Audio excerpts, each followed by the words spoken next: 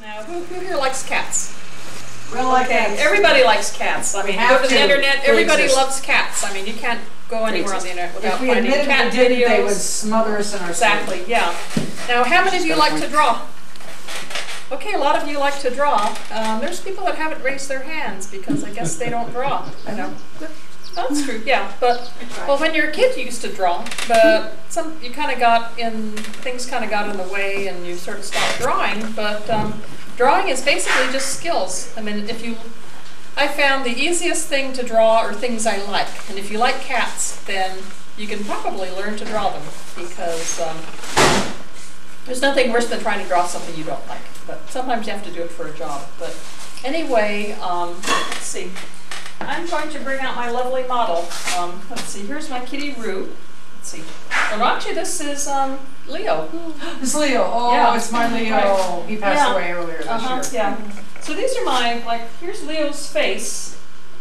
This is like, cats are all different. It's like Leo, there is no really typical cat. Here's Leo. Now here's Jim. Jim! You see, Jim has a very different face from Leo. Leo has little eyes. Leo's kind of a noble, long face. He has little eyes that are close together and a little nose. Jim has wide eyes and a big nose like a lion. Yeah. So there is, tilt, yeah. So there is going to be no real typical cat. Here's Jim again. Here's Jim, sort of. Then here's Jim's profile. See, Jim has a big chunky face. Now here's Roo. Let's see, let's see. Yeah. Oops, what's that? Ooh. Oh, it's outside. Okay, anyway, here's my kitty Roo. He's my favorite cat.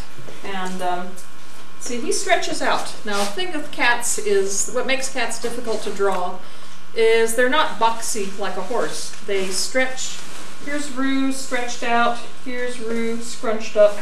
Here's Roo making a beautiful silhouette in the window. I mean, let's see, here's, another. Now you can see, here's two silhouettes. He's looking at, there's obviously something out the window.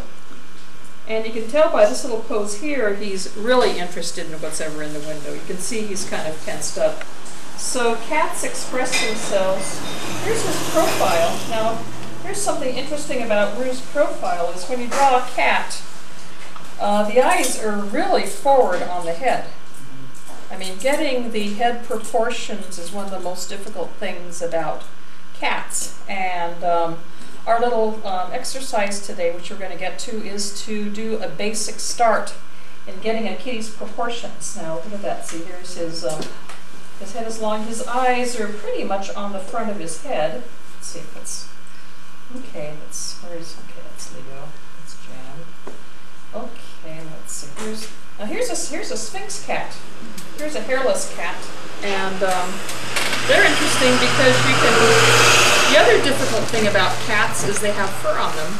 And you can't really see, like Donna was showing you kind of the mechanical parts of the horse's jaw, the horse's elbows.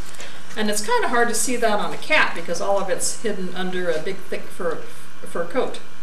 So that's another challenge. Let's see. So I thought I had another album. Darn, I think when I changed form, I think my other album disappeared. So anyway, I had an album of other cat poses that's not here anymore because I upgraded and something happened to it. So anyway, okay, so let's see. I'm gonna start people on drawing. Now, one thing about cats, if you think about them, is they're round. And if you think about circles, that can really help you draw a cat. Because we're going to start out with a circle, like for instance, let me do a little demo here. Like, cat. You can almost draw a cat with nothing but circles.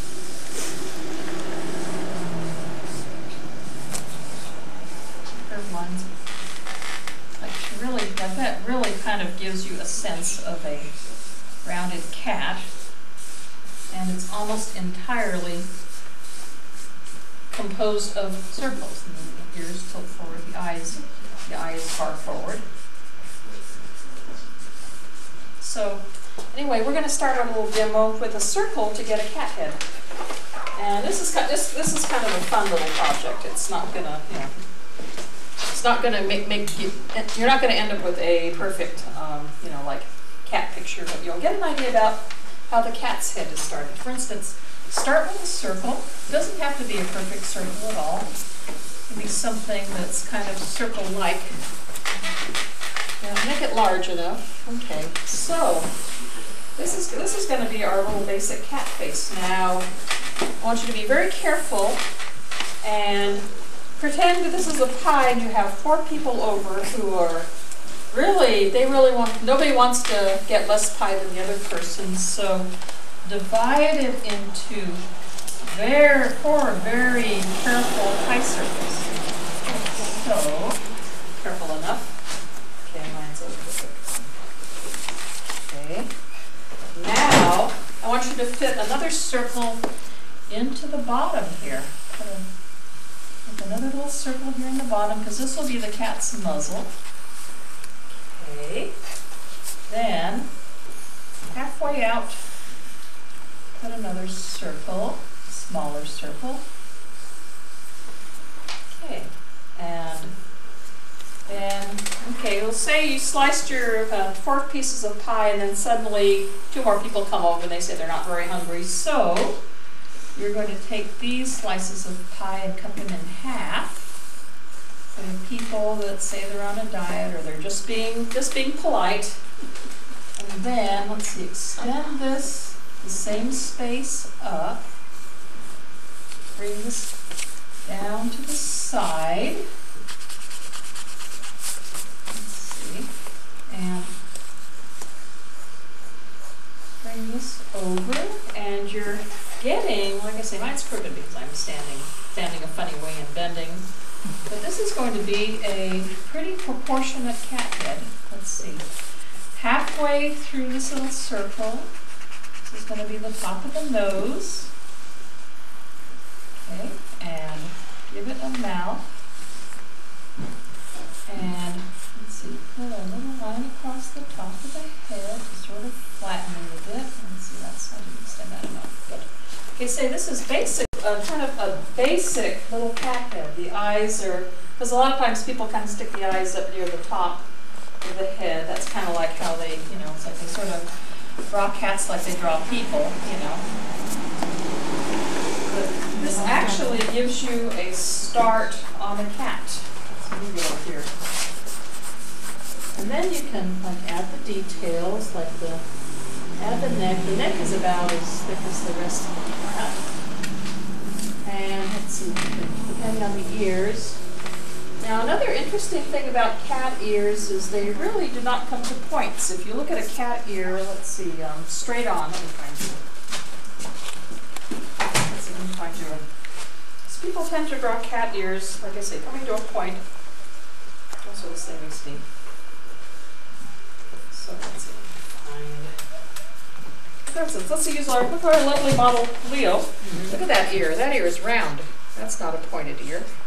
So how do people, if you look at this ear now, you can kind of get an idea because this ear is sort of turned to the side, so on angle, it's looking pointed. So actually the opportunity you have is you can express your cat's emotion through the ears. Like if the ears are forward, and you show them rounded. Let's see. Where's my headline? So here we go. Here's Rube. See, his ears are forward. He looks alert. He looks interested. The ears sort of have a rounded top to them. Let's see. Here's Rube looking. See, he's looking a little perturbed. Look at this face. He's kind of thinking about something, or he's a little miffed that I woke him up to take his picture.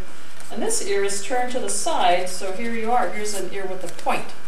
So, like I say, the cat's ears, they change shape depending on, you know, what angle they're at. So you can really kind of use that as an opportunity to, like I say, like I say, you can see he's got something going on in his head that's different from, let's see, that. See, he's, hello, you know.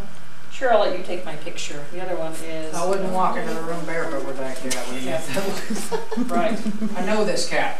She knows Ruth, yep. And see here's his little ears pointed forward. You know, they have little points on them because he's interested in something outside. Okay, and then like I say, there's his little crouch. So anyway, like I say, that's the basic cat head. So let's see. I'm just trying to, like I said, that's kind of my basic little lesson. But let me just sort of demonstrate some more.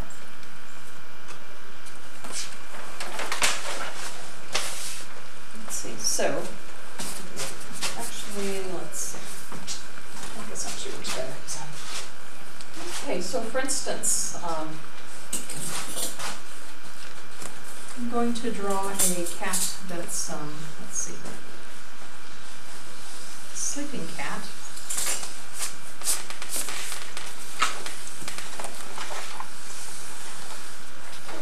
Another circle. Okay. And then you have when the cat wakes up and stretches, let's see, dot.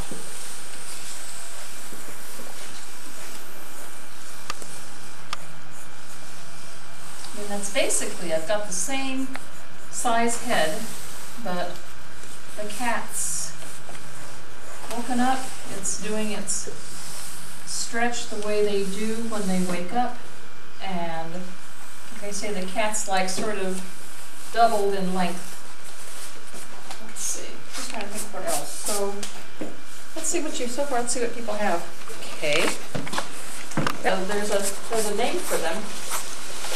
But they have these little pores that oh, that's right, because I didn't put the whiskers on. It was just, okay, so kitties actually have little pores that the whiskers grow out of. Each whisker has, and then, let's see, you can also use, like for instance, if the whiskers are up and kind of out, the cat's alert. I don't know if you've seen a cat that's upset, the whiskers, they actually do droop down. That's because the cat's pouting. And then I think one of the cutest things about cats are their little eyebrows. They have little eyebrow whiskers that grow up here. And like I say, sometimes they're straight up. Like little Roo, his just kind of not like little. And I think he also has like what was that? Was that a crash outside? I might have said mine just turned derpy. Droopy? It's just a little off center. Anyway. My things are like my cats. But like I say, drawing is all practice. I mean, you know, it's like I mean, believe me. One thing I tell people that are trying to draw is if you see something that you thought was good and you look at it like several months later and you hate it, that's good, because back then you thought it was good. And now you can kind of see how it needs improvement. So it means you're better. So it kind of means you're getting better every time. So I personally fell victim to that.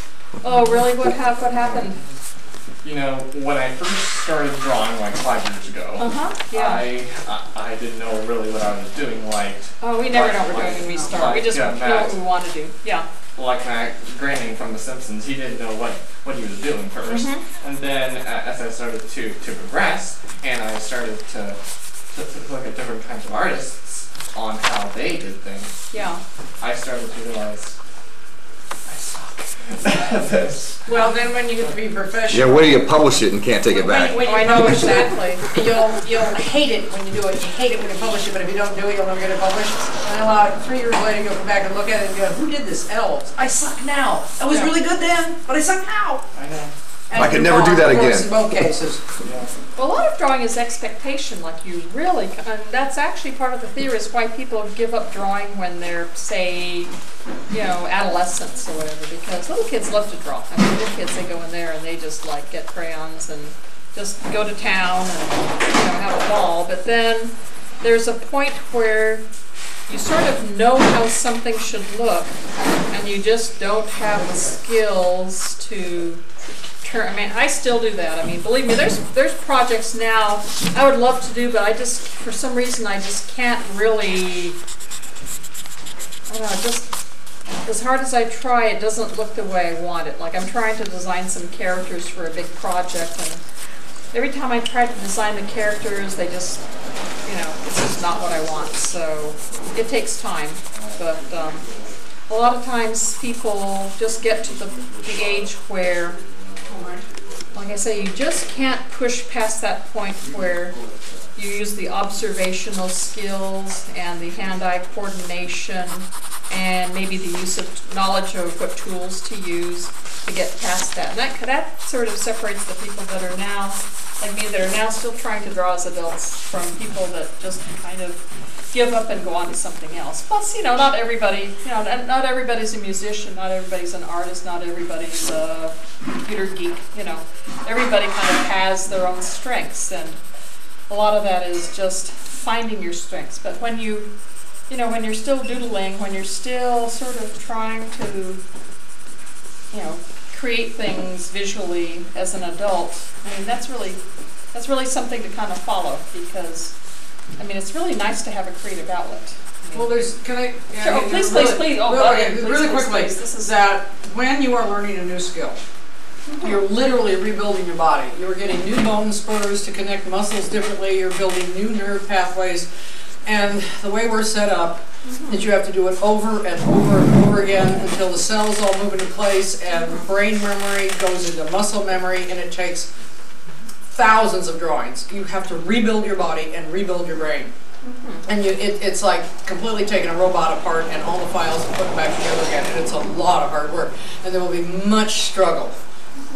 But you just keep doing it, and then one of these days, the brain files and the muscle memory starts to fall into place, and you start to see it happen. But it takes a lot of work. Right. Now, added to that, yeah, like I say, a lot of it is skill. Like, I mean, due to certain circumstances, like a job and so forth, it's been a long time since I've really been able to like sit down and draw, and I really notice it. I mean, it's like I did a few projects, like I did a drawing of a house just recently, and it was okay, but it was like a lot of work. So being able to like kind of keep it up is important. And those things will go away. I mean, everything will start to revert again if you don't use it. You just have to keep doing it. Right, and then like something else, like for instance with cats, that's on the. All of this information is on the little brochure that you can take with, little booklet or whatever you can take with you. But learning how to see is really important if you're trying. Like, what does a cat really look like? For instance, I showed you like the cat with the eyes forward on his head with the ears tilted forward. Yeah, I had a whole. Let me see. Like I say, this thing kind of renamed mine. I upgraded, and I have these little albums, and they all have different names now. But I think I had a Draw Cats album. Let's see, Roo poses. Okay. Well, how about Roo poses? Okay, so for instance, here's Roo. He's looking out the window, and his ears are back. And I don't know if you can see, but I mean, look at this shape. Here's a very odd kind of arched Gothic shaped ear. It's basically the cat's ear tilted back and then on angle. But when Roo, let's see. Yeah, darn. Okay, that's not the album. Okay, here we go. All right. Okay, here's this picture. Yeah. Now, here's the ears going forward. See his eyes. You can see, but see, he's noticed something outside, and the ears, there we go. Okay, they just renamed this, but you can see this whole sequence of the ears kind of at rest. He's just kind of daydreaming, gazing out the window, and then all of a sudden his eyes widen and the ears swivel forward. So, a lot of it. Oh, there's that. Here's the favorite poses. Okay. Then here's the flat cat. Let's see. This is Roo. Like, they can actually flatten out. Let's see. Here's the cartoon I did of Roo. Let's see. I'm sorry. I should have checked. Here's the Extend-A-Cat. Okay. Here's Roo in full extension mode, looking adorable. Then here is Roo in the scrunched up mode. Also looking adorable. He looks adorable. He's always cute. Yeah. Unless he's doing thunder feet. Oh, exactly. Yeah. Running out from under the tables and taking your here is Roo ankles. in neck stretched out. I am about to jump on something mode. So, like I said, if you have your own cats at home, observe them. I'm not even in the process of drawing, but just kind of see what's actually going on with them. Like, okay, so this book has, or the little booklet, I kind of show you a cat with the meat off of his bones, like what's actually going on under that fur. Here's the skeleton, and I think Donna also she was showing the horse proportions. This kind of gives you the human proportions. Like that's the cat's elbow is kind of buried up in all the fur. When the cat's sitting in its little upright position, you really can't see the fur covers its. A cat's elbow is farther out of the body than a horse's. A horse's is really right up inside. A cat has kind of a wide chest, you know. They're kind of But they do have it's farther out, and this part of the leg is shorter, so they have a more extended knee and elbow. A horse is sort of locked up inside the body. Yeah, the horse is kind of on stilt, like it's stilts. Yeah, well, they're meant for going. Cat can actually do some lateral movement. Oh, definitely, yeah. Like for grabbing you around the head. Yeah.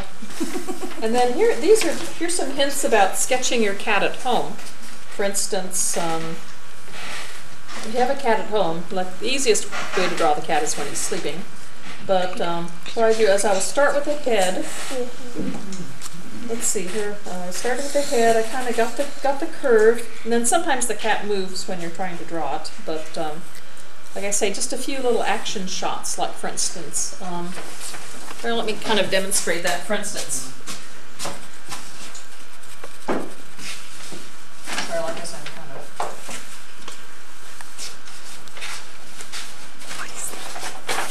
It's a toy dangling from the kid's in the cat's face. Princess. Let's see. Here's Rue because I'm about to jump pose. Let's see. So you would probably hold this pose for maybe a few seconds. So I would say, okay, that looks gorgeous. Do the head, do the neck, get the shoulders, get the tail, and then by that point, let's see, then the tail has this. And then by this point, the cat's probably jumped and it's gone, but you sort of have this little, you kind of captured this little swoop between the head, the way the back kind of arches, and the tail swings around. And this is great. If you could fill pages full of those, that would really kind of give you an idea. Like for instance, if your cat's cute and he rolls over, do the head, start with the head, get the little body and kind of go, okay, here's one foot, here's the other leg, this is tucked up here. The tail is straight out, which is hilarious. And then the cat would move. But on the other hand, you kind of capture the little, here's the head, the tail is straight out. So doing little cat gestures, because I was in life drawing when I was in college. And they had this really frustrating set of lessons where the person would stand like this, hold the pose for about 10 seconds, and then move. And then you're like, wait a minute, I just started drawing it. But what it does is it sort of teaches you to observe a gesture or capture something like, okay, the shoulder is like this, get that, and then they've moved, But through practicing over and over, you kind of build up the gift of noticing something and then sort of translating it into something that's, on paper. Got somebody, oh, we got people coming. People are back. They're coming back. Well, anyway, yeah, so are there any more questions? Like I say, this is kind of more geared towards, kind of sitting down with the handout and working. And I'm also actually putting together one of my projects I'd love to do is a How to Draw Cats book for people, which has lots of, I've got it all written. I just have to do the art, incorporate the art for it. And a lot of it is just sort of teaching people how to observe. And another thing that's in my little handout is, don't be afraid to draw from photographs. Because those are cats. These cats hold still. Yeah. So once you have a few skills, you kind of get an idea about, okay, here's the head, kind of study the proportions. Then you can kind of look at other pictures, other cats that have so much fur you don't know where anything is, and sort of know where to work with it. But like I say, it's the big challenge is to see. Don't just draw what you think a cat looks like. Actually, like I say, because the eyes are forward on the head, the little elbows, the paws. I'm still challenged with paws. Paws are still a challenge for me because they're almost as expressive as people's hands. Actually, when you take the fur off them, that is exactly what they right. little web between them. Yeah. But don't take the fur off of your cat at home. No. Hey, don't They'll take the fur off of you. Exactly, yeah. So anyway, Something we've discovered in the last Sure. couple of days Sure, is sure, that Sphinx cats are actually a bit atavistic in that respect. They don't look quite like just shaped cats. Really? Their paws and whatnot are different. And Wow. they're kind of webby, actually, and they have long fingers. that's Apparently Well, if you that's actually classic. feel inside a cat's hand, leg sitting there with the paw, you'll realize they got a hand buried in there. Yeah, and you can really see that on a Sphinx. They have really big feet. Actually, if you see some of those cats that have got like an extra limb here, you'll notice that it's double jointed. Yeah. You get a cat like that, they open doorknobs and they pick up their food. All they need is a social security number. And then you've got the polydactyl cats with the extra thumbs. Oh, sure. Yeah. And they actually can use those. They do. They prefer to eat like this. Yes. Wow. Yes, they do. We had a bunch when I was growing up, and one time I came in, I convinced my mom that they were outside using tools and wearing clothes. Well, we've always said, what if cats ever got opposable thumbs? We'd be done. Yeah. Right there. They take over. We'd be driving our cars and fighting. The Chinese said they already for our did. purses and yeah. According to the Chinese, many centuries ago, there were these beautiful, elegant, wonderful people who just got tired of running their own civilization. So they got a hold of the stupidest, clumsiest animal they could to run everything for them. And to this day, the cats are sleeping in our laps. That's the Chinese Fine story. when they walked in. The Chinese long ago realized they've been suckered by cats. Right. Cool. Okay, so that's basically it. Like I say, it's basically just the basics. But like I say, I would really love to get my How to Draw Cats book completed and published because it's fun. I mean, it's like I've written all the text for it, and I was sort of trying to parrot it here, but it's actually much better written than I can construct. So anyway, and be sure to take your little practice your cat heads too. Thank you. Sure. Thank you. That's Thank you, Donna. Thank you, Donna, for your contribution. Oh, you're welcome. Yes, hey, there's Donna Barr. Hey. Thank you.